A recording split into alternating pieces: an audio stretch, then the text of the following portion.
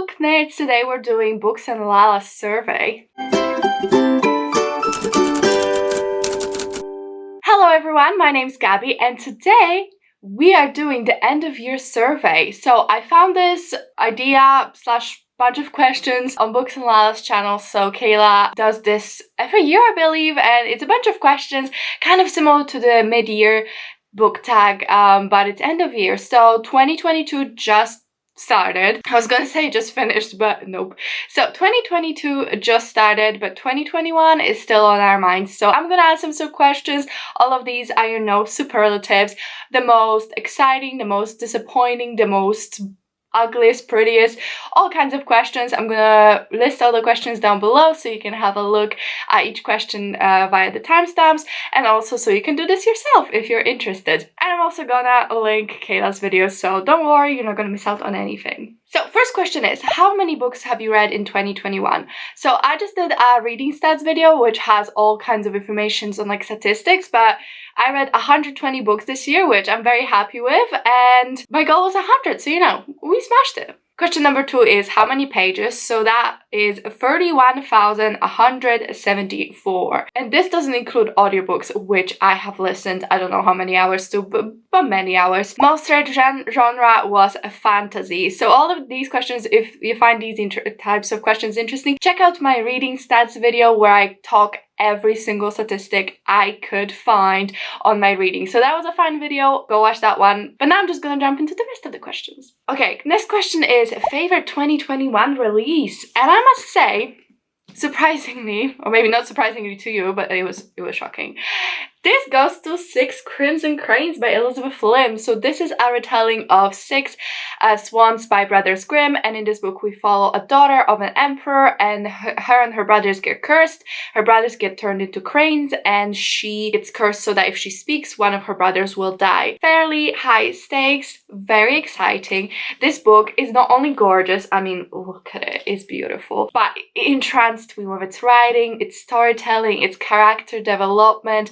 I absolutely love this book, and I must say it was the best 2021 release I read. It was on my best books of 2021 list, and I will die on this hill. I love this book so much. I cannot wait for the sequel, and it is just gorgeous. Next question is favorite older title of 2021.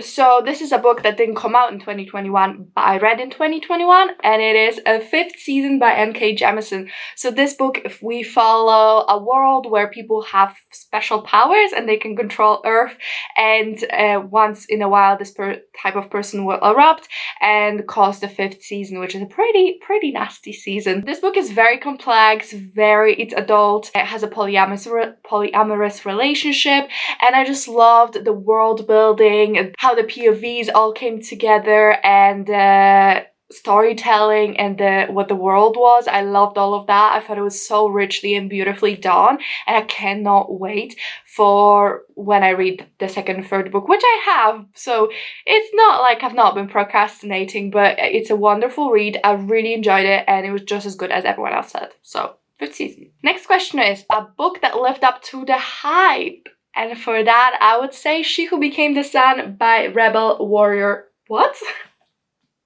I read the tagline. By Shelley Parker Chan. So this book is a reimagining of the rise to power of the first ever emperor of the Ming Dynasty. So in real life, it was a man, but in this story, it's gender bent, and it's a sister of the original emperor who hears his fortune of greatness and decides to take it for herself when he passes away. And it's beautiful, it's queer, it's sapphic romance. I love how it talks about gender exploration, and it's just also beautifully done, and I love this book so much. It was really hyped up. I mean, it was part of the sapphic trifecta, so everyone was losing their mind a little bit, talking about how amazing this book I feel like I've heard so many good reviews before it came out. Then I decided to read it as soon as it came out, and I was not disappointed. I thought it was just as good as everyone said. Next question is a book that didn't live up to the hype, and I gotta say that it was A Lesson in Vengeance by Victoria Lee, I think. So this book is a sapphic romance as well. It's set in a boarding school, and one of the students secret girlfriend passed away last year, and now the main character is coming back to the school and trying to like deal with her loss while also like finding her new identity and stuff. I've heard so many good things about this book. It was really hyped up. It was really like, oh my god, this is the next big best thing. Everyone was really excited, so I was really excited, but then I read it and I didn't enjoy it. I found it rather boring, messy. I didn't enjoy the relationships at all, even if they weren't necessarily romantic. I didn't really enjoy them. So unfortunately that one was a bit of a letdown for me, and it definitely made it onto my most disappointing books list. Next question is biggest reading accomplishment. I think it was pretty good that I read 120 books. I mean, that was good. I read a whole series this year, which was Faithful in the Fallen series. I finally read The Starless Sea by Erin Morgenstern, which I've been dying to read for like 2 or 3 years, ever since it came out, which I think it came out 2017, 19. So I've been wanting to read this for like 3 years, so I finally did it. So I would consider that a pretty big accomplishment. Anything else? I don't know. It was a really good reading month, a year. It was a really good reading year. I read a lot of favorites, and I especially really loved that I read so many new releases, so that was really fun. Favorite character? I would say Marenka from The Maidnight Girls by Alicja Jasińska. So in this book we follow 2 monsters who work for witches, and each of them has to get a heart for the witch because it kind of gives them superpower. It gives them more power. It's a sapphic romance. It's rivals to lovers. It's set in Poland, inspired historical setting. I loved it, but the book aside, I really loved Marenka. I don't know why. I found it a little bit frustrating at times, but in an endearing way. I don't know why out of all of the characters, this one came to my mind first, but it did, and I really love her. She has a lot of issues, especially when it comes to like knowing her worth and competing with other people and that kind of thing. But despite all that, I feel like she just persevered and was in the end such an endearing, wonderful character to read from the perspective of, because she had some really good morals, but also was ambitious, also wanted to get her own way. And overall, for some reason, she just really resonated with me, and I really liked her. So I would say that was my favorite character, although that's a hard thing to decide. I read so many books. There's so many characters to choose from. Least favorite character? So for this, I would choose all of the characters from She's Too Pretty to Burn. It's another sapphic romance. We follow 2 girls. One is a photographer, an artist, and one, I don't even remember what she's a swimmer, I think. Anyway, they get into a sapphic romance. It's apparently a thriller, but it's not a thriller for 50% of the book. I found all the characters to be so idiotic. I'm sorry, but they all belong in this list. Like, the main character, like both of them I didn't like, but one of the girls proved to be so stupid that I was kind of flabbergasted. Like, honestly, disturbingly stupid. I didn't even hate them that much in the first bit, but then we got to the thriller, and when I tell you, this girl took being a YA thriller protagonist to a whole new level. If you think people in horror movies are stupid, this girl, she will change your mind, because she'll prove to you that no matter how stupid you think they are, they're not as stupid as her. I don't want to spoil it, but I have this hatred and this contempt for this book, and I didn't like the other character. I hated the romance. It was so underbaked. The antagonist, please. Next question is book with the most surprising moment, and that's a hard one because I'm not sure which one to choose, but I would say In My Dreams I Hold a Knife is a book that is an adult thriller. We follow a group of people who graduated college 10 years ago. One of them died 10 years ago, and now they come to a reunion to figure out what happened. So that's one of the books, and I think that was like the best thriller because it had so many different twists and turns. But at the same time, I don't think that was the most like surprised I was, although it was really good, and I kept following along with the mystery and stuff.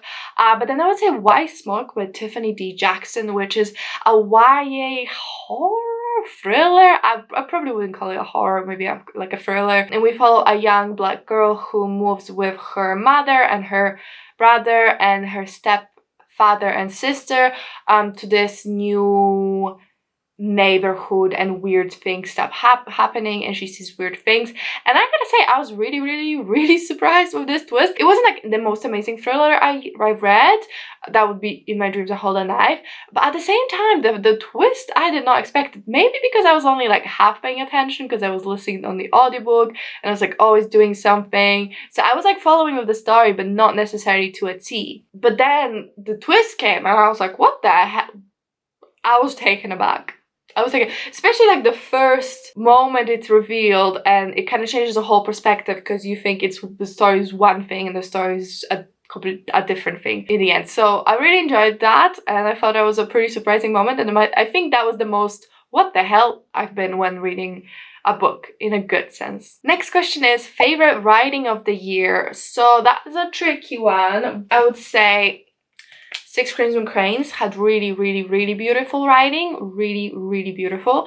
And then also Strange the Dreamer by Laini Taylor. This is an adult fantasy where we follow Lasso Strange, who's always dreamed of the city of Weep, and one day he gets a chance to explore it, even though people thought that it didn't exist. Those were definitely the two most beautiful books I read, and I really like purple writing, which I didn't even know about myself till like pretty recently. I feel like all my favorite books are beautifully written and flowery and really adorned in that sense. So I would say that these two, which were my like top 1 and 2 or 3 books of the year. Next question is the book you pushed the most people to read, and that's a tricky question because I don't know.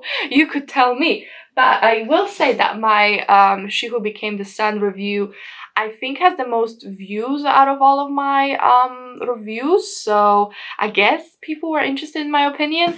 Then also 5 Reasons to Read, Atlas 6 by Olivia Blake was also a good video that did very well, and a lot of people watched that video, but I don't know if I actually pushed anyone to read anything.